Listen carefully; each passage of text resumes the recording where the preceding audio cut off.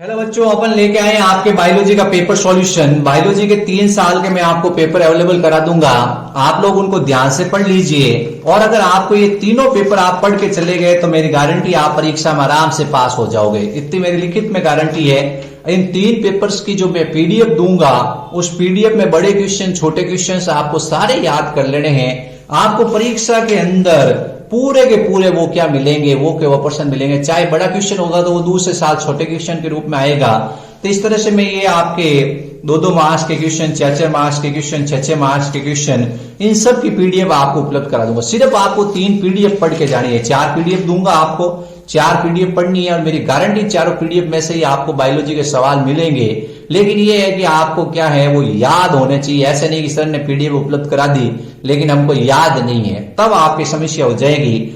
आप इतनी बड़ी बायोलॉजी की बुक नहीं पढ़ सकते तो मेरे द्वारा ये शॉर्ट एक छोटी सी पीडीएफ उपलब्ध कराऊंगा, वो आपको पढ़ लेनी है और अच्छी तरह याद करना। अब बड़ा क्वेश्चन होगा वो छोटे क्वेश्चन में आ जाएगा, छोटा क्वेश्चन होगा वो बड़े क्वेश्चन में आ जाएगा।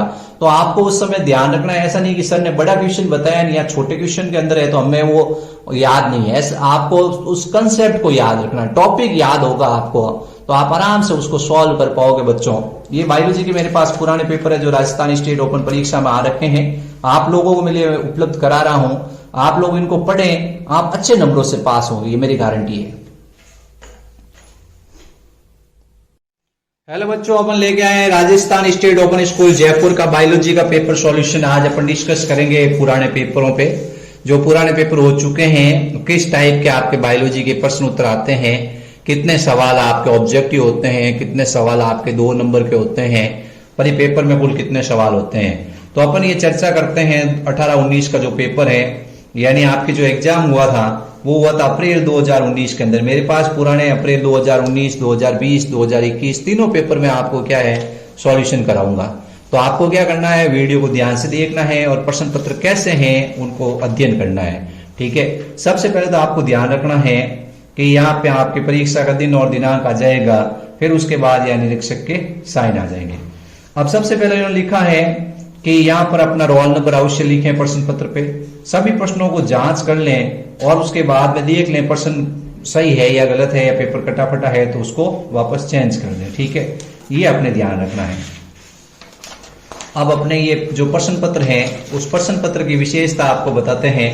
आपके इसका कोड है 314। ठीक है, फिर उसके बाद में ये आपके 80 नंबर का प्रश्न पत्र आएगा, 20 नंबर का आपके क्या होगा ऑब्जेक्टिव होगा, सॉरी प्रैक्टिकल एग्जाम होगा 20 नंबर का। आपको स्कूल के दिन ही एग्जाम के दिन ही बताया जाएगा कि आपके किस दिन बायोलॉजी का प्रैक्टिकल होगा। अगर किसी बच्चे को प्रैक्टिकल की फाइल भी चाहिए तो आप मेरे व्हाट्सएप नंबर पे मैसेज करके मैं बायोलॉजी की प्रैक्टिकल फाइल भी उसको अवेलेबल करा दूंगा।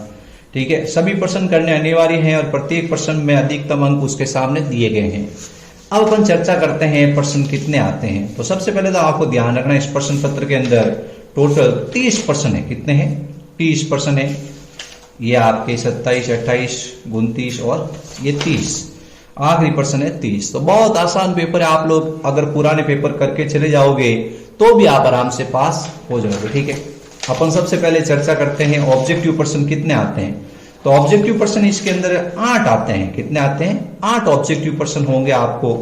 1, 2, 3, 4, फिर उसके बाद में होगा 5, 6, 7 और 8। यदि किसी बच्चे को इसकी पीडीएफ चाहिए तो मैं उसको उपलब्ध करा दूंगा, मेरे व्हाट्सएप नंबर पे मैसेज कर दे। ठीक है, तो आपको क्या है कि इसको पूरा अपन सॉल्यूशन भी करेंगे, थोड़ा थोड़ा समझेंगे कैसा पेपर आता है। सबसे पहला है वायरस जनित रोग है, यानी वायरस द्वारा कौन सा रोग होता है। अब आपको ये रोग वाले चैप्टर आपके दे रखा वो याद होना चाहिए। एड्स वायरस जनित है, हेजा बैक्टीरिया जनित है, पेचिस बैक्टीरिया जनित होता है और मलेरिया प्रोटोजोआ जनित है। तो इसका उत्तर होगा एड्स। क्या होगा? एड्स। ठीक है, ये अपने ध्यान रखना है। अब उसके बाद पादप कोशिका का वह कोशिकांग जिसमें प्रकाश संश्लेषण की क्रिया संपन्न होती है। तो आप शुरू से ही पढ़ते आए हो, हरितलवक है, उसमें क्या होता है, हरितलवक पादप कोशिका में पाया जाता है, जंतु कोशिका में नहीं पाया जाता है और ये प्रकाश संश्लेषण द्वारा भोजन बनाने में सहायता करता है। ठीक है, अपस्थानिक जड़ तंत्र पाया जाता है। अपस्थानिक जड़ तंत्र आपको बताइए, एक बीजपत्री गेहूं के अंदर पाया जाता है, चना, द्विबीजपत्री, गुड़हल और नीम इनके अंदर अपस्थानिक नहीं होता है, इनके अंदर मूसला मूल तंत्र पाया जाता है। ठीक है, बहुत आसान आसान क्वेश्चन है। आप लोग जितने भी पुराने पेपर है उनको कर लोगे तो आप बायोलॉजी में आसानी से पास हो जाओगे। मैं आपको बताऊंगा, आगे प्रूफ दूंगा कि कितने सवाल रिपीट हुए हैं। नारियल का खाने योग्य भाग कितना है? नारियल का खाने योग्य भाग आप सबको पता है भ्रूणपोष होता है, ठीक है। जो भ्रूणपोष होता है जिसको अपन चिटक कहते हैं वो खाया जाता है। एक लंबे पौधे, ठीक, और बोने पौधे के बीच क्रॉस करवाने पर F1 पीढ़ी में सभी पौधे आपको पता है लंबे होंगे। कैसे होंगे? आपको ये क्रॉस आता ही एक संकर संकरण का कि सभी पौधे लंबे हैं और सभी बोने पौधे शुद्ध लंबे और शुद्ध बोने पौधे के बीच क्रॉस करवाने पर F1 पीढ़ी में सभी पौधे लंबे प्राप्त होते हैं। ये मेंडल का प्रभाविता का नियम था। अगला है सेब को पकने से पहले गिरने के लिए प्रयुक्त किया जाने वाला वर्दी हार्मोन है। तो इंडोल एसिटिक एसिड होता है, ये फलों को गिरने से पहले, परिपक्व होने से पहले विलयन परत का निर्माण रोकता है और ये फलों के गिरने से रोकता है। गैर परंपरागत ऊर्जा स्रोत है, जो आप काम में नहीं लेते हो, जैसे कोयला है, प्राकृतिक गैस है, लकड़ी है, ये तीनों क्या होते हैं? परंपरागत ऊर्जा स्रोत होते हैं। लेकिन ये सौर ऊर्जा है, ये गैर परंपरागत, ध्यान रखना, ठीक है। अगला है बेसिलोकैलमेंट गुआरिन का टीका किस रोग के बचाव के लिए किया जाता है? तो BCG का टीका आप प्रश्न देखते हैं आपके मन में खुशी आएगी, इतना सिंपल प्रश्न आया है टीबी। क्या है? टीबी। तो इस तरह से ये क्या है, ये अपने ध्यान रखना है, ये बहुत ही आसान। अब इसके बाद में क्या है? 9वां क्वेश्चन, 10वां क्वेश्चन। ये 9वां क्वेश्चन आपके क्या है? 2 अंतर का आता है। 10वां क्वेश्चन आपकी मैचिंग का आएगा। किसका आएगा? मैचिंग का आएगा। इन सब की मैं आपको PDF अवेलेबल करा दूंगा प्रश्नों के उत्तर की। आप लोग मेरे व्हाट्सएप पे मैसेज करके कह दीजिए सर मुझे इस प्रश्न पत्र की PDF उपलब्ध करवा दीजिए, और उत्तर की भी, तो उत्तर की भी। एक प्रारूपिक पुष्प के विभिन्न भागों का आपको नाम लिखना है, बहुत आसान है, बाई दलपुंज, दलपुंज, पुमंग, जायान। फिर उसके बाद में ये कारण स्पष्ट करना है। क्या करना है?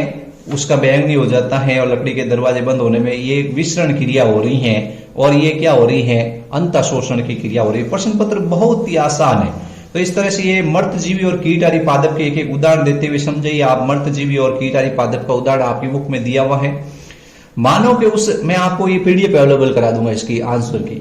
मानव के उत्सर्जन तंत्र के किन्हीं 4 भागों के नाम आराम से लिख सकते हो आप लोग। वर्क, वर्क नलिका, मूत्रवाहिनी, मूत्राशय। बहुत आसान सवाल है।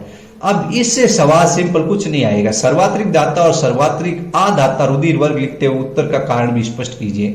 तो सर्वात्रिक दाता आपको पता है वो होता है, और सर्वात्रिक जो ग्राही होता है उसका नाम AB होता है, ठीक है। क्यों? क्योंकि इसमें कोई प्रतिजन नहीं होता है और इसमें कोई प्रतिरक्षी नहीं होता, ये ध्यान रखना आपने। अब इसकी परिभाषा करनी है 1 वर्षीय और द्विवर्षीय की। बहुत आसान आसान पेपर दिया इन्होंने। भारत में जैव पैटर्न अधिनियम कब लागू हुआ और क्यों लागू हुआ, ये आपको आंसर मिल जाएगा। प्राकृतिक संसाधनों में संरक्षण क्यों आवश्यक है, आपको ये बहुत आसान, ये आपके क्या है? सामाजिक ज्ञान का क्वेश्चन है। आप आसानी से बता सकते हो कि क्यों आवश्यक है। विटामिन D की कमी पूरे करने के लिए खाद्य पदार्थों के सेवन की सलाह देंगे। यानी आपको धूप का विटामिन चाहिए तो आप विटामिन D आपको किस किस से प्राप्त होता है? अब जीवाणु जो दूध को दही में बदलता है, लैक्टोबैसिलस है। जीवाणु जो बायोगैस का निर्माण करता है, मिथेनोबैक्टीरिया है। बहुत इजी क्वेश्चन दिए इन्होंने। यहां तक ये 2-2 नंबर के क्वेश्चन थे, यानी 20 नंबर तक आपके क्या थे? 20 क्वेश्चन तक आपके 2-2 नंबर के क्वेश्चन थे। अब कीटारी पादप कीटों को क्यों खाते हैं? प्रकाश संश्लेषण करने में सक्षम है। तो ये अपन क्या कर सकते हैं? ये अपन इनका पूरा पूरा वायवीय अवायवीय श्वसन में 4 अंतर लिखिए। ये अपन इस तरह से क्या है क्वेश्चन पढ़ते जाएंगे और इन सब के आंसर आपको मैं दे दूंगा, ठीक है। तो इस तरह से आपको क्या है, मैं ये पुराने पेपर्स हैं जो इसी तरह से ये नेक्स्ट पेपर है उसको आपको अपन चर्चा कर लेंगे नेक्स्ट वीडियो के अंदर। तो इस तरह से आपको क्या है कि तीनों पेपर में दे दूंगा इंपॉर्टेंट क्वेश्चंस के।